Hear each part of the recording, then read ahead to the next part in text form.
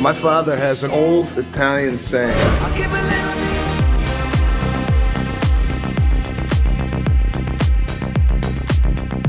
Hey everyone, my name is John from Let's Talk, and today we're here to talk about 2023's About My Father. But before we dive into that, if you are a fan of 4K Blu-ray reviews, movie reviews, we also do listen podcasts here on the channel, so if you are a fan of all of that, then this is the channel for you. Nothing would help this channel out more than by you simply liking this video and subscribing to the channel. About My Father. It was released on May 26, 2023. It was directed by Laura Taruso. It stars Robert De Niro, Sebastian Maniscalco, Leslie Bibb, Anders Holm of Workaholics fame, and a few other actors that pop up in this movie. And it's loosely based on Sebastian Maniscalco, who actually did the screenplay along with Austin Earl, and it's loosely based on Sebastian Maniscalco's upbringing and his life. And also you hear little bits of his comedy routine in here that you've probably heard if you were a fan of his comedy. And I actually am a fan of Sebastian Maniscalco's comedy. I know that my family is. I know it might not show because I look like a full-blown Irishman, but I actually do have half Italian descent. My mother, she comes from an Italian family. So I've always enjoyed his comedy. We always say that my uncle actually sounds like Sebastian Maniscalco. So I was a pretty big fan of his comedy. So I was pretty surprised when I heard that they're making a movie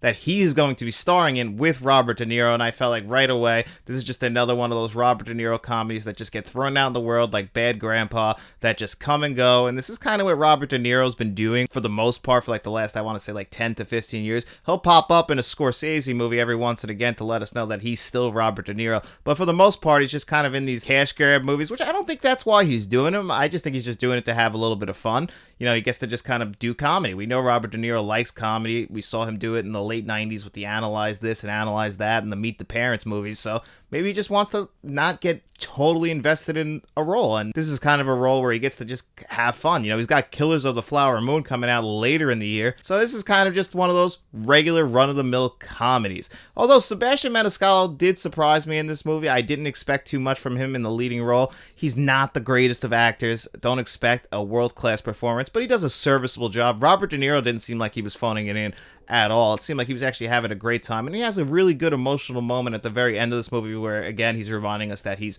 Robert De Niro. But this movie, you know, it's hitting all the tropes. There's nothing really special going on here. I had a few laughs. The audience that I was in there with, they had a few laughs. But before I go a little bit further, the plot of this movie is Sebastian Maniscalco's character of Sebastian Maniscalco has decided that he wants to marry this woman, Ellie, played by Leslie Bibb. He's in love with her. That's his soulmate. They live in Chicago, but she comes from a very rich and wealthy family, and they invite them to their 4th of July summer party at their summer home. They invite Sebastian Maniscalco to come, and he's like, I don't know if I can go. I don't want to leave my father, you know, played by Robert De Niro in here. I don't know if I want to leave him. He's got no one. It's just me. His mother and Robert De Niro's wife has tragically passed away. Well, I guess not tragically, of probably natural causes based on the age, but she's passed away. He's like, I can't go. And then she's like, oh no, bring him along, meet the family. And he's planning to propose to her. And then, you know, we've seen this plot in plenty of other movies. Once we get all these families together in this big house, that's when the shenanigans ensue. And it's also talking about class. Sebastian Maniscalco and Robert De Niro, they come from a working class family. They're used to getting their hands dirty, doing everything themselves. They don't like handouts. They don't like to owe anyone, which I can relate to that. I grew up in working class family myself as well. And I also am a blue collar guy. I'm just a regular Joe. I have a regular job. And I also, you know, I know where I related most to Robert De Niro's character. You never want to owe somebody anything, but you got to learn that, hey, it's okay to take some stuff, because her family, Leslie Bibb's family, they are super rich. They come from, you know, big money, old money. She's a politician. So we kind of get what that side of the family is like. And it's about mingling the family. It's about this whole family dynamic. And then we get hijinks in here. This is your regular old comedy stuff. I just expected a little bit more from that. You know, like the gags weren't as impressive as I have seen in other movies. You know, I heard people say that this was a funnier Meet the Parents. I disagree with that. I thought it was all right. I had a good time. I didn't feel like my time was wasted. The crowd was what seemed like they were into a couple of the jokes. I had a few laughs here and there. Like I said, Sebastian Maniscalco, not the greatest of actors, not the best leading man. Robert De Niro still does good. Leslie Bibb still does a good job. Some of the biggest laughs actually came from the other brother that was played by Brett Deer as Doug. He's kind of like this hippie guy.